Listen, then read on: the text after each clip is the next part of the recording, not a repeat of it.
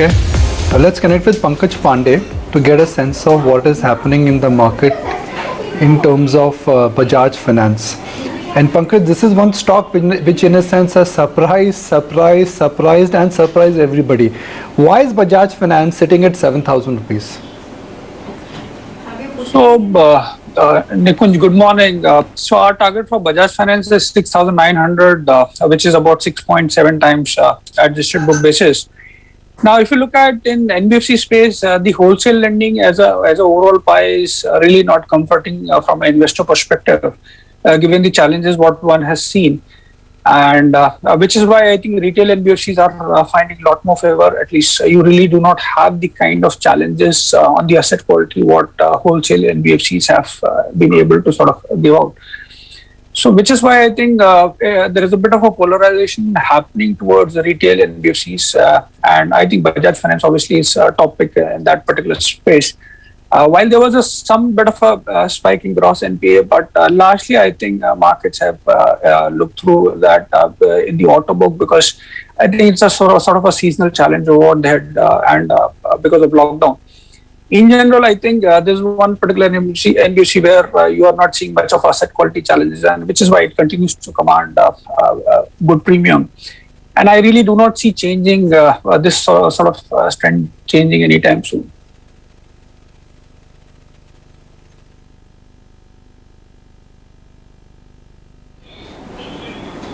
Has Bharti got re-rated based on news, Pankaj, or you think it has still more elbow room left? So I think telecom, the industry structure, Nikunj, is turning favorable. So now it is looking like that you will have a two strong player industry. And I think the bigger re-rating could happen only when you see the ARPU sort of jumping up. Hopefully, if that happens, then we would expect a lot more better re-rating to happen. But I think one thing is clear is that largely it is going to remain a two-player market, and as and when the ARPUs go up, you'll see material re-rating. And with Airtel guiding for double-digit return ratios, I think one would want to believe that there will be a price hike in the offing, and which is why we have also upgraded our target price to 720 basis DCF. These numbers could be a lot more better depending on how 5G sort of pans out, or what kind of subscribers they gain from Voda and also from the 5G perspective.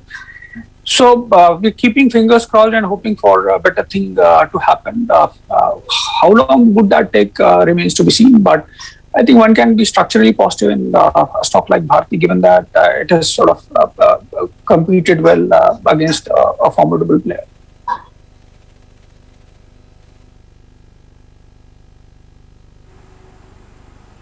Right. Okay, you'll have some of the real estate plays also which are going to be in focus. It seems that the monthly home sales for the month of August have actually been the best that they've been in the last 10 years. So, Godrej Properties, ELF, Suntec Realty, Oberoi Realty, look up for all of these names. After that, Oberoi Realty's got another thing going in favor for it.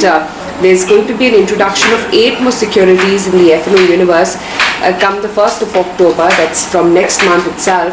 And the list includes the likes of Abbott India, Crompton, you have a Dalmia Bharat, you have a Delta Corp, JK Cement, Persistent Systems, India Cement, and you've got Oberoi Realty as well added to that pack. Naresh, just wanted your view firstly on real estate and especially Oberoi Realty. Because typically an F&O inclusion bounds to rub off much excitement on the stock prices.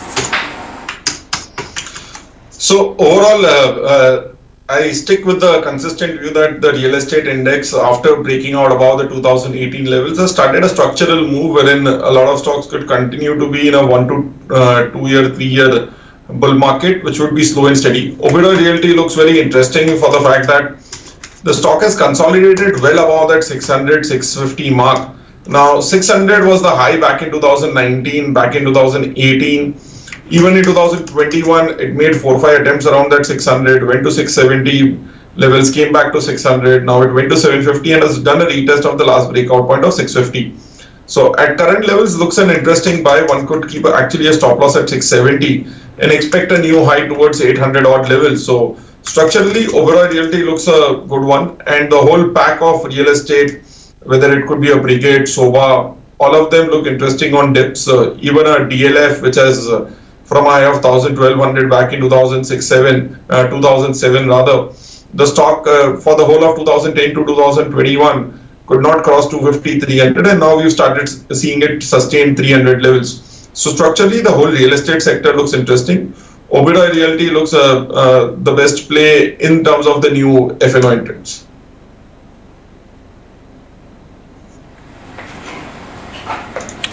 Right, okay. AU Small Finance Bank, that of course is going to be the stock to look out for, while of course the management is going to be hosting a conference call in just a few minutes from now. AU Small Finance Bank was down 13% yesterday. The worries about the chief audit officer and earlier the chief risk officer resigning was something that set off the stock in a bit of a panic mode, and thereby the market reaction. Pankaj, while we're yet to get takeaways from the conference call that the management is hosting, what is your own sense on whether or not it was unfair the way the stock was backed, putting precedent of some of the other companies wherein you've had some top level resignations? I guess this stock as well got punished. I think we don't have a coverage on AU Small Finance Bank, but largely I think the volatility has creeped into the stock. I think 2 quarters back, largely when it appeared like that the company has probably underprovided for the kind of cautious stance what the company or the bank usually takes. And subsequent to that, the news flows have not really been had a positive rub-off, including this one. So I think when you're sort of commanding one of the best multiples, and when you see some of these news sort of coming out, obviously when you price for perfection, then you will see the kind of volatility. I think it will till the time news flows do not subside. I think the volatility is here to stay at the counter. Like I said, we don't cover the stock fundamentally, so I can't give a target price to it.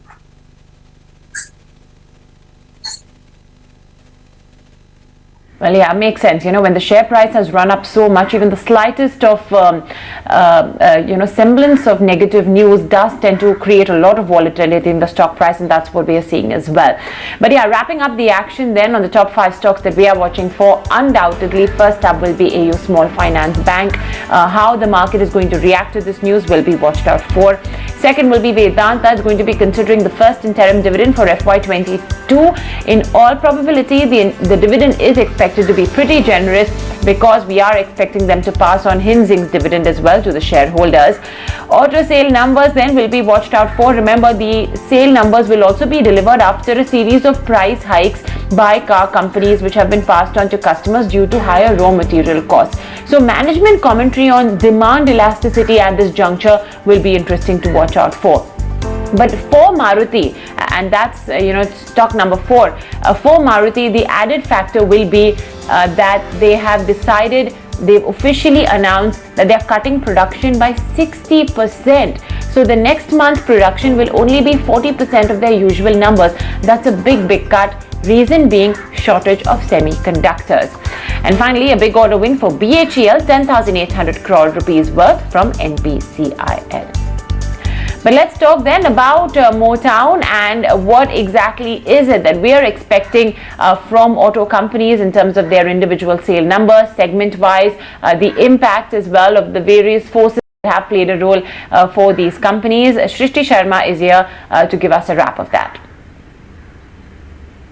So as we recover from the COVID second wave, rural sales are seen to be getting back, which could benefit the two-wheeler companies. If I talk about the commercial vehicle space, month on month, we are seeing a gradual recovery over there. For passenger vehicles, it's the same story, semiconductor shortage issue impacting their supply side. But going forward, analysts are expecting that the September month could see the situation worsening. And this month also, if I tell you, then semiconductor shortages did impact their sales figure. And lastly, tractor sales, there's not much expectation from that side, and because of the seasonal effect. Now let me come to the company specific expectations. Maruti Suzuki, we are seeing a production target slashing out for the past 3 months, and as an effect of that, the sales could decline around 22% on a month-on-month basis. For M&M, automotive sales are expected to be flat on a month-on-month basis, while tractor sales, like I was telling you, that could see a decline of 15% due to the seasonal effect.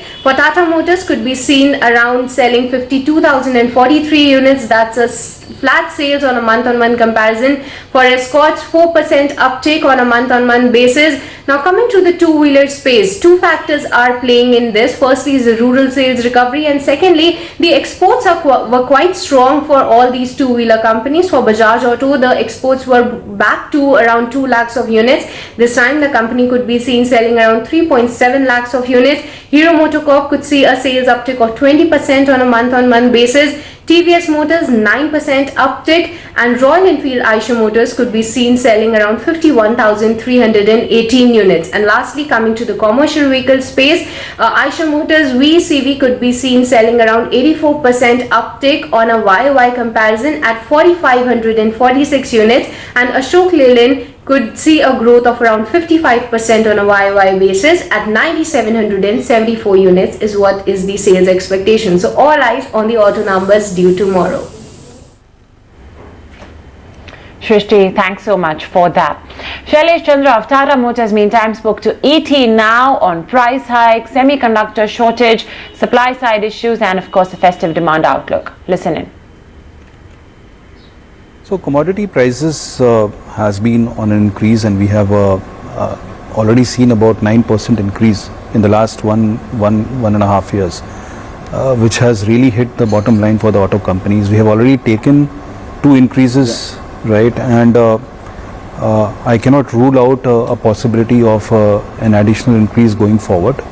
But right now we don't have anything which is immediate or something which is going to come in the coming weeks. From a demand perspective, I'm more confident that this is going to be good, right?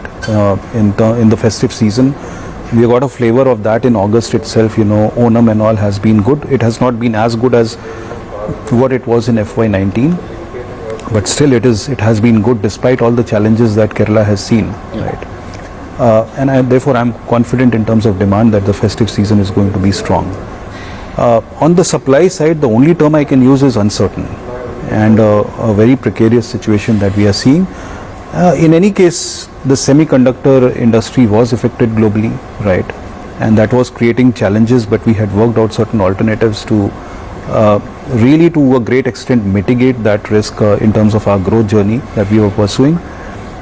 But this has got an additional complexity because of the Malaysia situation. Yeah. And that makes the situation uncertain for the next 1 month or 2 months. We have to see how it pans out, and this can be the only dampener is what I see. Pankaj, should one buy this weakness, and I'm being slightly repetitive here, in two-wheelers, not four-wheelers. Two-wheelers don't have a semiconductor problem. They have a disruption issue, which is more like permanent in nature. But it's not that the Indian roads will suddenly have only electric vehicles. Electric vehicles do not even account for 1% of the total market, and I think for them to become 10 will take 3-5 years. Do you think the market nervousness in two-wheeler stocks is unjustified? I think, Nikunj, our view is that the recovery in two-wheelers is about 65-70% from pre-COVID levels. And largely, if you look at P multiple-wise players like Bajaj Auto, Hero MotoCorp are trading somewhere in the 15 to 20% P multiple kind of a range. So then literally no complaints about the current or the balance sheet what they have. I think the biggest challenge still lies with whether they are sort of prepared for future. The challenge is that most of these companies are yet not sort of anticipating or are not preparing themselves for the kind of competition which can get unfolded. So the challenge always is that in case of this trend were to sort of change, whether these companies are ready for it and whether they have the capex or they have done the necessary capex. So I think that is where the comfort is still not there, and which is why for most of the two-wheelers, we don't have any of the buy rating on the existing companies. Even for the four-wheelers, like say, for example, Maruti, I think we have a buy rating on typically companies like Tata Motors, M&M, where we are seeing at least some bit of effort and the capex being put towards EVization of their fleet. So I think besides the current sort of a perfect storm which is going on in terms of high commodity prices and the challenges, I think the structural issue still remains, and that is there for even the oil and gas companies also. So you really do not know after 7, 8 years down the line whether that you would need, there will be a demand for petrol or IC engines. So I think you really do not have a comfort, and which is why I think giving a 15 or 20 multiple or saying that these earnings are going to be sustained for 15, 20 years looks difficult, and which is why we don't have a buy rating on any one of them.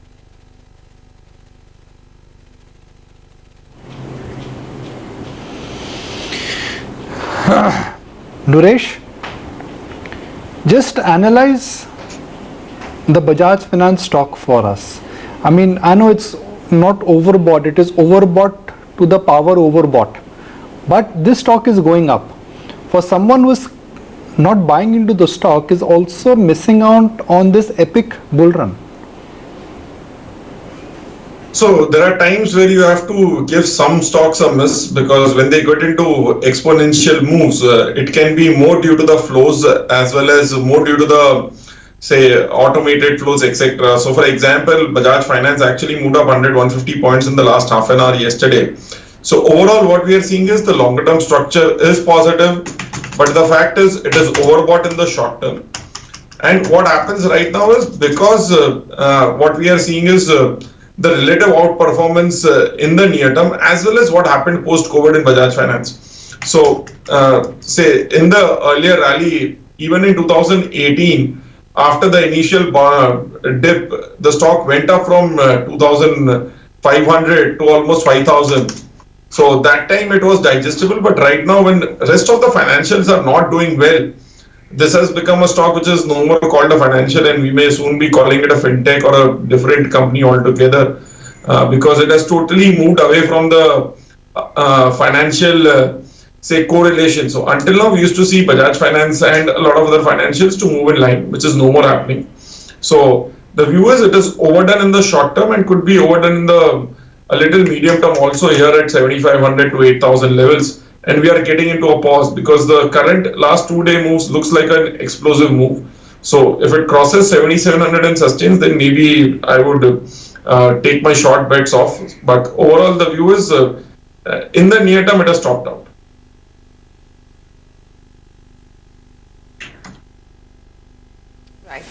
Okay, let's hear it out from RBI Governor Shaktikanta Das, who says that COVID-19 had crippled the economy. However, there are signs of recovery coming in, but we're still not out of the woods. During the month of May last year, in one of my statements, I had noted that COVID-19 has crippled the global economy, and that once again, central banks have to answer the call to the front line in defense of the economy. Reserve Bank also responded swiftly and undertook several conventional, unconventional, and innovative measures in the realms of monetary policy, liquidity support, and regulation. The Reserve Bank, like most debt managers around the globe, was confronted with a highly expanded borrowing program of the government. Through various measures, the Reserve Bank completed the borrowing program in a non-disruptive manner and also created congenial conditions for other segments of the financial market, such as corporate bond markets. Okay, let's tell you what else is happening in the world outside of the world of business. And India officially had its first contact with the Taliban after the Afghanistan takeover, when a senior leader of the group met the Indian ambassador at Qatar at the embassy in Doha. In fact, discussions focused on safety, security, and early return of Indian nationals stranded in Afghanistan still. Meantime, India achieved a new single-day vaccination milestone with 12.6 million doses administered Till 9:45 p.m. yesterday, the country had crossed the 10 million mark for the first time on August 27th. And India's Mariyappan Thangavelu has bagged the silver medal in the men's high jump T63 final of 2020 Tokyo Olympics, and Sharad Kumar took home the bronze with the season best effort of 1.83 m.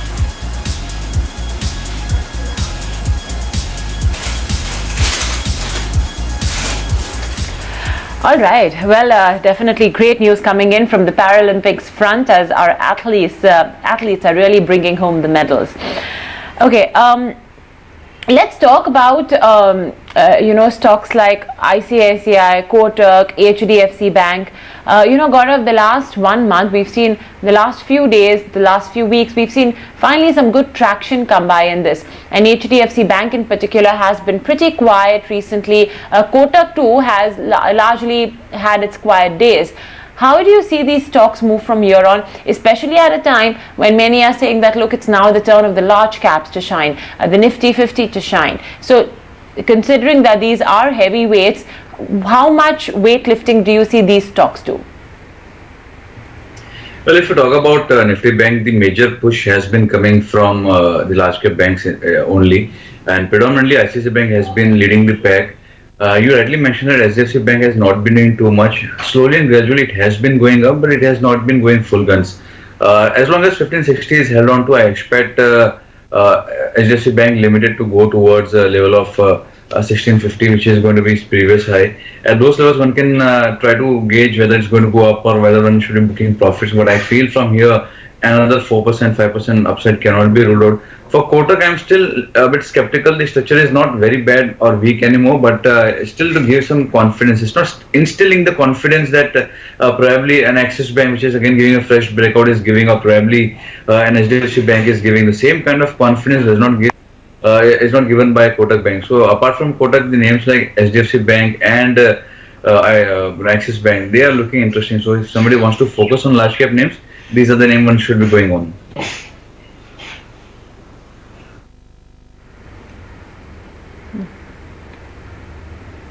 Okay. Bharti Airtel, this is definitely a stock to watch out for. Yesterday's trading session as well, we saw a 7% uptick, 663 for this one. Gaurav, we are trading in uncharted territories for this one. Do you see any signs of resistance coming in this chart? I'm asking you purely from a technical perspective. What's your take? How can now traders position themselves in a stock like Airtel? Well, if you look at on a very immediate basis, then the perspective remains slightly positive for the reason that there was a breakout that we saw at levels of 612, 615, and the targets of that would come around levels of 675, 680, probably 700 if we stretch a bit. So if somebody has already bought, then one can keep trailing stop losses and hold on for levels of 700. Fresh entry is not advisable. Yes, there was a very big large candle yesterday. The volume participation was also good. But for very immediate basis, I don't see there is too much of juice left in terms of risk reward. 1:1, it's not something that is very interesting. But if somebody has a longer term perspective, then on monthly chart, the stock gave a strong breakout. It's giving a good close. It has given a good close as well. So I'm more optimistic on a very larger base chart or monthly chart. So it can head towards probably 850, 900, and 1000 is also possible. So any declines towards 600 would become quite interesting. But on a very immediate basis, the risk reward is not suitable, and I would not recommend for next few days trading perspective.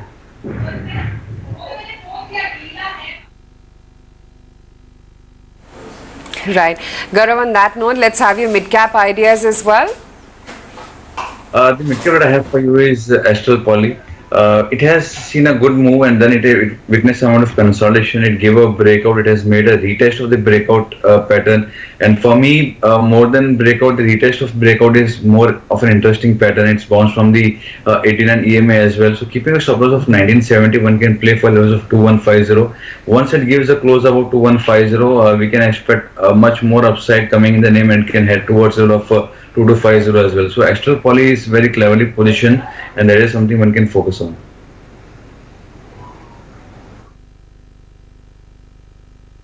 Right. Naresh, let's have your mid-cap strategies as well. What are you recommending?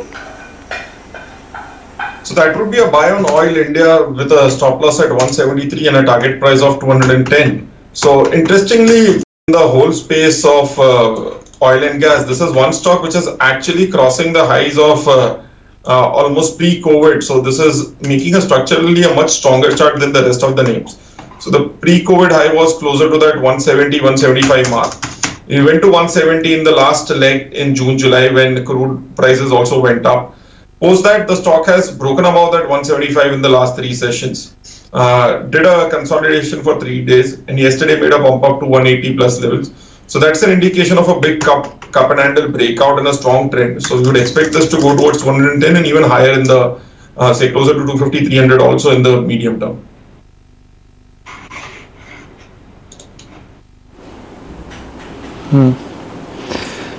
Okay, we are going through, we're waiting for the pre-open rates to settle, but looks like we could be in for a flat start. And a flat start in this kind of a market, I guess, frankly, is a victory for the bulls. Pankaj, why is Reliance up 10%? Is there a trigger which markets are excited about, or this is pure underperformance which is catching up? I think, within oil and gas, if you look at Reliance, for example, has given a clear outlook in terms of how they would want to sort of transition from coal to new energy businesses or oil to new energy businesses. So I think till the time market gets comfort that there is a plan in place to sort of change or to adapt to the changing environment, I think things are absolutely sort of good in shape. I think the other thing is that if you get an investor, that is another thing which is sort of helping the stock. While we say that Reliance has sort of done well, but largely I think our sense is that with the kind of businesses, especially retail and telecom, I think I would expect it to be sort of keep outperforming the market. So I really do not see why one would sort of think otherwise that it cannot really do, because I think whatever market concerns are, especially in terms of changing or adapting to new business model, I think the company is taking steps in the right direction.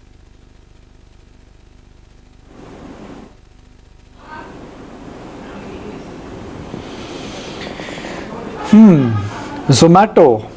Naresh, we've stopped speaking about Zomato. It was like the go-to stock which occupied 30% of everyone's mind space. The stock is still active, it has not fallen down, but somehow it is not part of the narrative now. Why is that, Naresh? So we all tend to get overawed with the price movement. So after listing at that 130 odd levels, it has been at 130 odd levels for the last 1 month or so. At the same time, what has happened is we've looked into, we've all forgotten the fact that InfoEdge has actually gone up and made a new all-time high. So that is where the real focus is. The stock has broken out about 5,600, 5,700, gone up another 5-7% and headed higher. So till the time the stock prices go sideways, we tend to forget. So after the bumper listing, the volumes are down. The prices are pretty, say for the last 1 month around that 130 plus minus 5 rupees. So till the time we stay in this range, I think we would not be talking about it. Say someday if it bumps up to 150, again we'll, or say 150 or 110, that is the time the discussion will start back again. But the stock to actually look out for is InfoEdge rather than Zomato.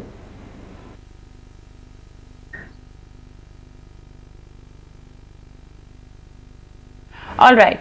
Well, let's now address the ET Now Insight segment. We have with us Jayesh Kilnani for that.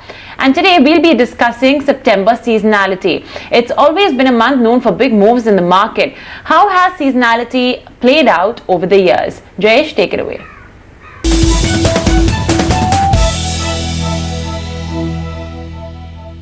The September seasonality factor for the markets have been on the negative side in the last 5 years at least. All of the frontline indices, which is the Nifty Bank, small cap as well as mid cap indices, have managed to decline anywhere between 1.5 to 3.5% on an average in the last 5 years during the month of September. As far as sectoral performances are concerned, it is the Nifty PSU Bank that has declined the most, almost 10% decline on an average in the last 5 years during September that has been posted, followed by the Nifty Realty, more than 6% decline, and the Nifty Media Index also declining more than 4% on average. average. Then you have the likes of Nifty Financial Services and the FMCG pack, which has declined more than 3% each, followed by the Nifty Infra and Nifty PSE index, which have also managed to decline more than 2% each. The only saving grace for the market has been the Nifty IT index, and that has been the case in the year so far as well. However, that has managed to advance just about 1% on an average in the last 5 years. As far as stock gainers are concerned, these are the stocks, remember, that have gained each of the last 5 times during the month of September. You have large cap names like Deepak Nitrite, Dr. Reddy's and Syngene, along with Vedanta and AIA Engineering, which have managed to advance anywhere between 5 to 10% on an average in the last 5 years.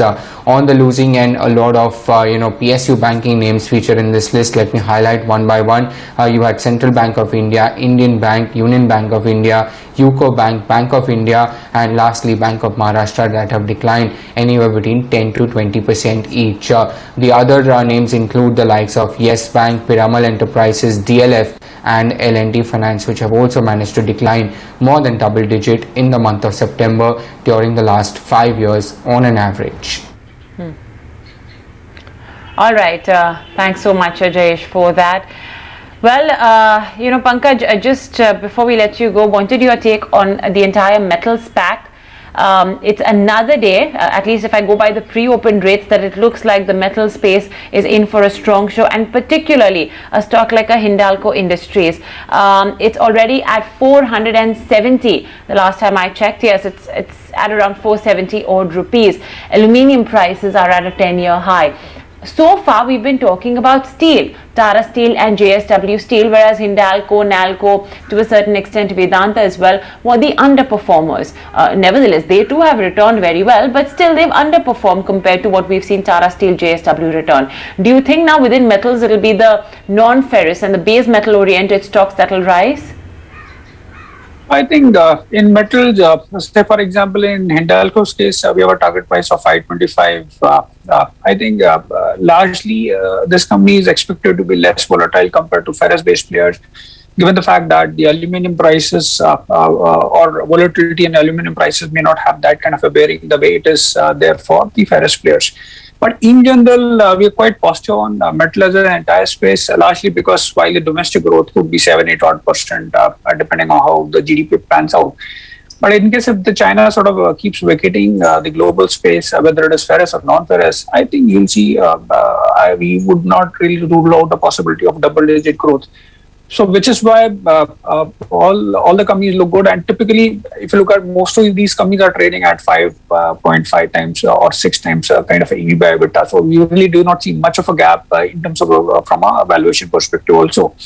I think it depends on an investor. If you're looking for a larger upside along with a higher volatility, then ferrous is what you need to look at. And if you are looking for a lesser volatility, then I think non-ferrous players like Hindalco are a suitable bet.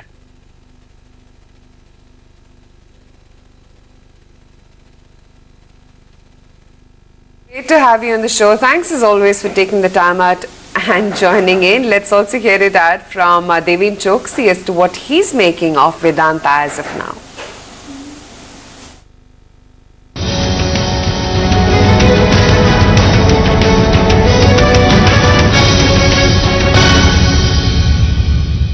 In my viewpoint, the Vedanta stock fundamentally is not, I think, affected. In, I think, all business areas in which they are operating, starting from iron ore to the metals, and also I think in the area of oil, each of the verticals are probably, I think, working fine for the company. And fundamentally, I think the story remains as strong as I think it was before.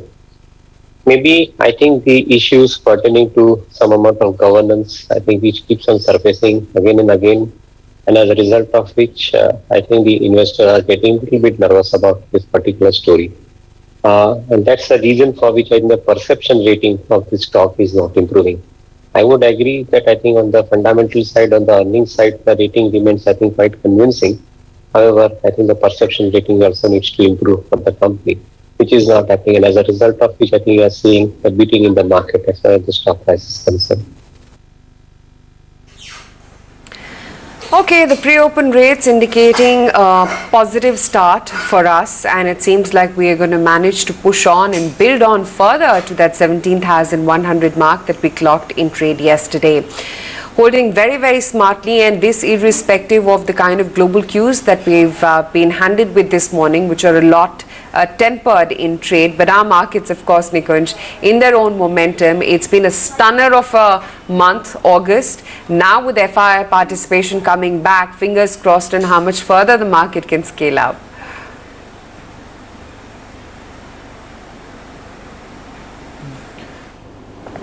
Aisha, I go back to that point again. What was the consensus view, let's say, in the month of August? And the consensus view at the month of August was that markets will correct and markets are due for a big correction and markets should correct. But the correction has not, or the view on correction has not translated into reality. Why is that? None of the so-called negative factors which markets were afraid of have really translated into ugly reality. Inflation has not gone haywire globally. Bond yields are under control. The third wave, unfortunate it may be, in the developed market in India, touch wood, we've not seen it spread like wildfire, and looks like after the vaccine number, and it's a very impressive number where we managed to clock 1 crore twice in last 10 days. I think it's very impressive in terms of a rate. So these are the factors which in a sense are preventing the market from a fall. But it's a market where you have to be very specific about where are you participating.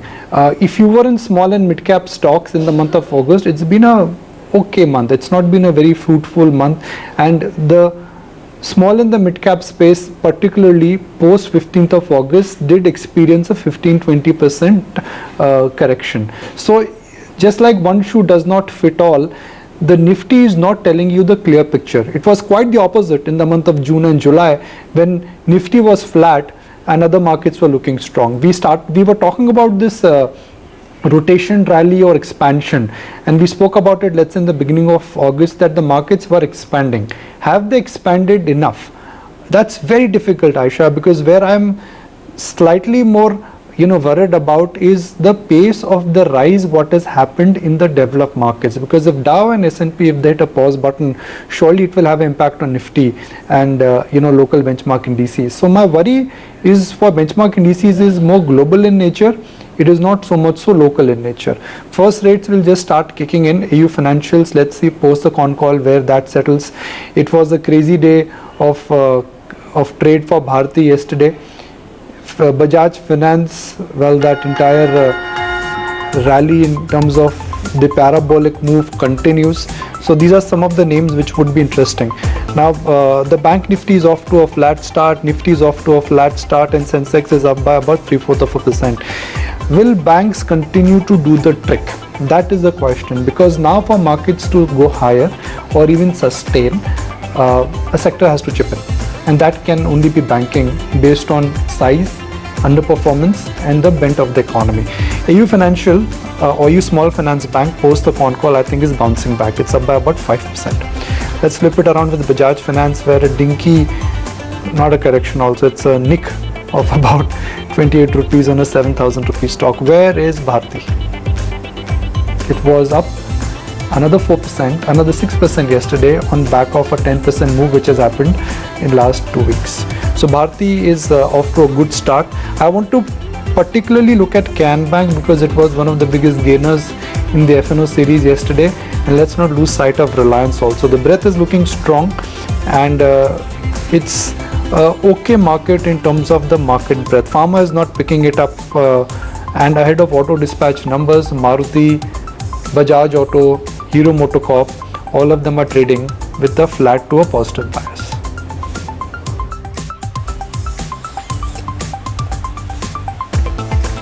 Canara Bank in an FNO band today, so you may want to skip looking at that stock in the FNO universe after that big move on the stock yesterday. Bharti, some semblance of sanity finally coming back, and the stock is a lot tempered in trade today. It's up just about 0.3%. Not to say that it can't pick up in the latter part of today's trading session. These are just early moves. So So I think the first print was that of a move of about 0.3% higher. Autos, yes, they are the ones which are sitting on the sidelines, but so are banks as well. So look at a Kotak Bank, for instance, that's down. Bajaj Finance is seeing some first signs of consolidation perhaps. Not finance, I stand corrected, FinServ. That's down about 0.5% in trade.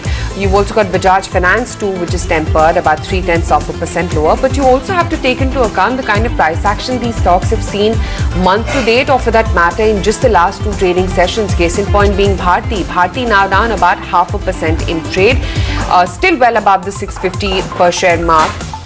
On the flip side though, you're seeing good move on an Axis Bank, that's up 2.25%. Unilever, L&T, Asian Paints, M&M, these are stocks which are actually holding up.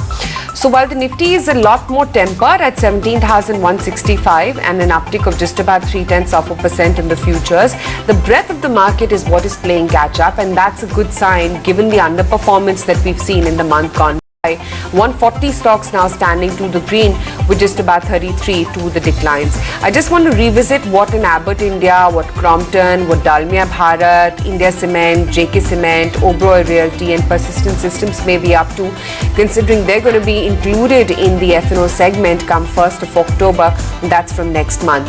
AU Small Finance Bank as well rebounding quite nicely, 4% higher. The conference call is currently underway. You've got Piramal Enterprises, BHEL, Axis Bank. These are some of the movers. On the flip side, PVR, Maruti, IEX, HDFC and Idea. They are the laggards in trade, Nikunj. Mahesh Tendulkar joins us. Let's take the conversation forward with him. And Mahesh, good morning. Thank you for joining us. Mahesh,